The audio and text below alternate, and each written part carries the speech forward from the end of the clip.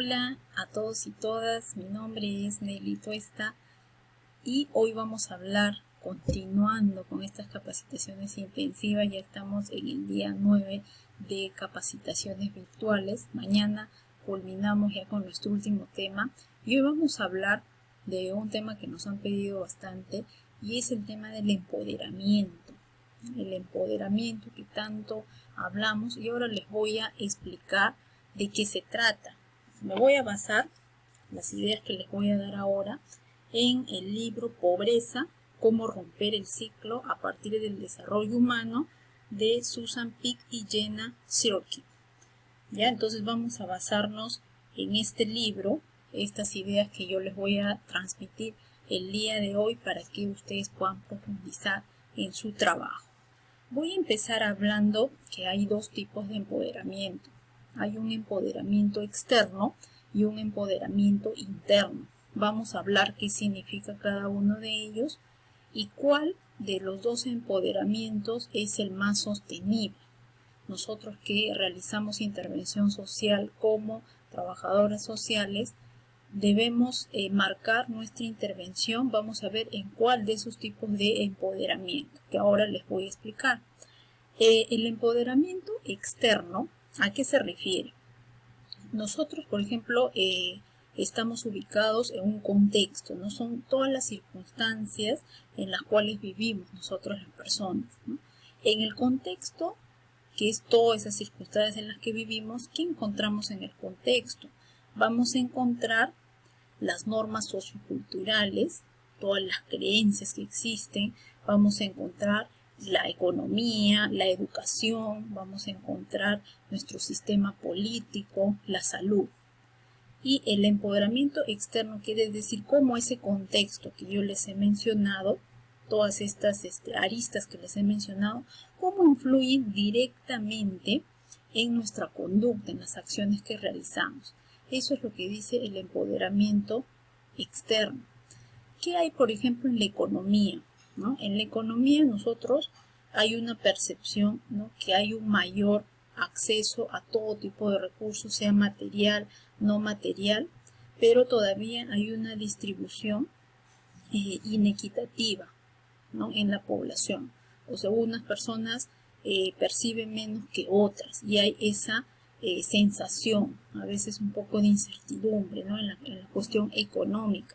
En la educación, como todos sabemos, para mí, bueno, en realidad es el pilar del éxito, ¿no?, que está ubicado también en el contexto donde nosotros nos encontramos.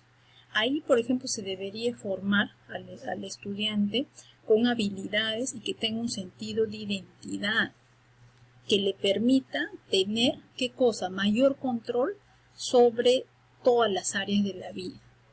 Pero ahora, en la educación todavía hay cosas que debemos mejorar. Debería ser para esto, para que tengamos mayores habilidades. ¿Para qué? Para tener un mayor control y acceso a las oportunidades que nos brindan.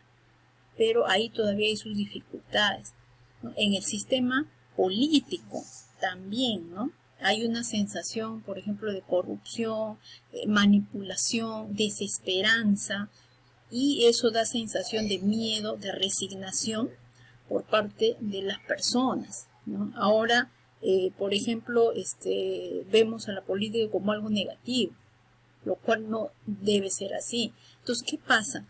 Que los padres, como tienen esa percepción negativa de la política, van formando a los hijos de esa manera, diciéndoles que, bueno, la vida política no sirve, ¿no? Y eso genera que los más jóvenes tengan poca predisposición, por ejemplo, para tomar mayor participación en la vida política. Entonces, acá aparece la figura del paternalismo. Por eso nosotros siempre, a veces, buscamos en el gobierno como un padre, ¿no?, que tiene que cubrir todas nuestras necesidades, y nosotros solamente somos receptores pasivos. En las normas socioculturales también ahí se encuentran, por ejemplo, todo lo que es los roles de género. Los roles de género. Aún hay un marcado concepción de los estereotipos, ¿no? siempre tener el concepto de la mujer relacionada al ámbito doméstico, al rol reproductivo, siempre un rol pasivo, sumiso, ¿no? Y siempre el varón en el ámbito productivo, dominante, ¿no? Siempre el fuerte. Entonces eso aún está bastante marcado, ¿no? Si bien es cierto, y en el libro nos lo dicen, ahora hay nuevas oportunidades para las mujeres. Se han vencido grandes luchas para lograr el tema de igualdad de oportunidades, pero eso no está en correspondencia, por ejemplo, todavía con los varones, ¿no? Aún lo que nos dice el libro Una idea fuerza es que dice a los hombres todavía se les educa con la presión de la figura dominante y también no reciben ellos las bases necesarias para su desarrollo emocional y social, porque les quitamos ese lado emocional. Por ejemplo, al decir desde pequeños los niños no lloran, ¿no? O el tema doméstico muy alejado de los varones. Entonces eso no les permite a ellos afrontar el cambio, porque todavía no hay una política para trabajar de manera más sostenible con los varones también, para hacer que esta igualdad de oportunidades que nos hablan las normas socioculturales realmente accedamos ambos a la igualdad, ¿no? Entonces tenemos que los roles femeninos sí se han transformado, todavía hay algunas cosas de inequidad, pero sí se han transformado, pero por el lado masculino se mantiene, por eso está el tema del machismo. Y nos dice acá el libro que los hombres, dice, se sienten amenazados por los cambios y ven la violencia como el único medio para mantener su masculinidad. Por eso la prevalencia de tantos feminicidios, ¿no? Entonces acá en las normas socioculturales debemos trabajar aún más para lograr esa igualdad y ese soporte para que no existan más violencia, ¿no? Entonces también tenemos en este contexto, ¿no? Un tema de fatalismo, ¿no? Siempre hay dice la visión de futuro. A veces las personas hemos perdido esa noción de esperanza, un futuro mejor, ¿no? Entonces, ¿qué hace eso? Que reduce nuestras iniciativas de progreso personal, se nos restringe, ¿no? Después nos habla acá también otra idea importante, que dentro del contexto existe una norma y una presión para pertenecer, o sea, que tú seas buen educado, ¿no? La sumisión. Y eso, por ejemplo, se da aún en las familias, ¿no? Los valores familiares siempre es la familia tradicional, jerárquica, ¿no? Jerárquica, donde hay una figura de autoridad y se tiene que tener un respeto ciego.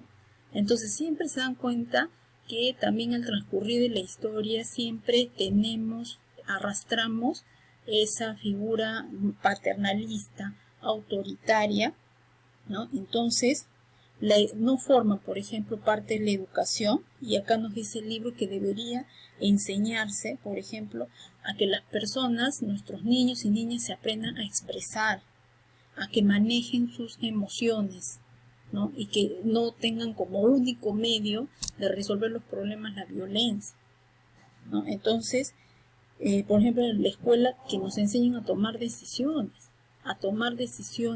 para comunicarnos también de manera más abierta y directa. A veces por el, entre comillas, como dice acá, bien educado, significa obedecer, aún, como dice, respeto ciego, de repente no estás de acuerdo y te inhiben esa autonomía de querer expresarte. ¿Por qué? Porque no te han enseñado, ¿no? Por eso tenemos nuestra educación como esta, no te ha enseñado a expresarte libremente y a decir lo que sientes y lo que deseas de cambio, porque siempre te han callado, ¿no? Entonces esto de esta manera está compuesto nuestro contexto, ¿no? Entonces el empoderamiento externo dice que nosotros actuamos obedeciendo este contexto, ¿no? Este contexto, y nosotros por eso hacemos determinadas acciones. ¿Y cómo lo hacemos? A través de que en el contexto nos dan recompensas, ¿no? Y somos receptores pasivos a veces de los programas sociales, ¿no? Por ejemplo, ¿no? Una recompensa es un programa social que te diga que tienes que enviar a tu hijo que culmine el colegio a cambio de una remuneración económica. Entonces, de esta manera, es un contexto que te presiona para que tú actúes. Entonces, los cambios, ¿ustedes qué creen? Cuando hay un empoderamiento externo, los cambios no son sostenibles, ¿no? ¿Por qué? Porque no hay una motivación interna, no hay una motivación interna. O sea, yo no lo hago con una convicción, yo lo hago presionado por el contexto en el que estoy viviendo, ¿no? Me presionan que los roles de género.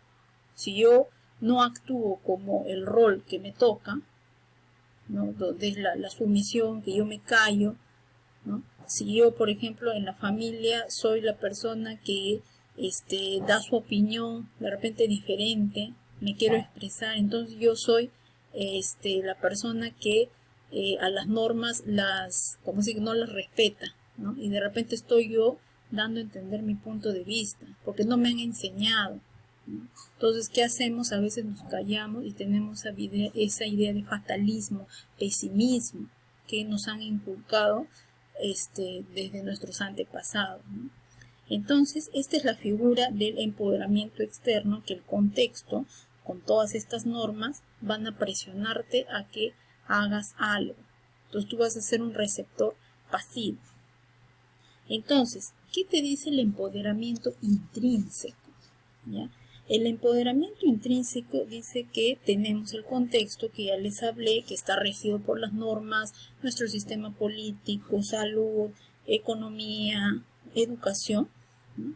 También nos habla de la persona, o sea, nosotros, ¿ya? De qué actitudes debemos tener nosotros, ¿no? Qué herramientas tenemos nosotros para abordar, ¿no? Demandas situacionales, habilidades, qué habilidades tenemos para enfrentar estas barreras, a veces que se nos presentan en el contexto. Acá nos habla, por ejemplo, de la persona. La persona, apostamos por la autonomía de las personas, que cada persona ejerza un control sobre su propia vida y se desarrolle la agencia. En la agencia está todas las normas ya que yo voy absorbiendo de mi entorno inmediato, de la cultura donde yo estoy inserta, y las actitudes personales que yo voy teniendo también y cómo me van a influenciar en mis actitudes. Entonces nos habla que vamos a tener ciertas herramientas también. Nosotros cómo vamos a afrontar y qué medios necesitamos para enfrentar, por ejemplo, toda esa vergüenza, ese miedo de desafiar esas normas. Las normas socioculturales inequitativas hay que desafiarlas. Si no estamos de acuerdo con que en la educación deberían formarnos a ser autónomos, a tener poder de decisión, a comunicarnos abiertamente, si creemos que en la economía debemos tener más participación, igual en la política, hay que desafiar eso. Entonces, esas son las herramientas de que nos habla el empoderamiento intrínseco, y también nos habla de cómo reaccionar a estas barreras, qué herramientas son importantes, herramientas para tomar yo decisiones, para comunicarme directamente, abierta y asertivamente. Acá viene la inteligencia emocional que les hablé ayer. Cómo superar esas barreras psicológicas de no tener miedo. Miedo a qué me van a hacer si yo transgredo esa norma que no está generando igualdad, ¿no? Miedo, vergüenza, culpa, ¿no? Entonces, ¿cómo yo puedo contrarrestar esas creencias limitantes? Entonces te dice que tú, cuando utilices estas herramientas, estas van a repercutirse en tu conducta, ¿no? En las elecciones que tú vas a hacer para reducir esas barreras psicológicas.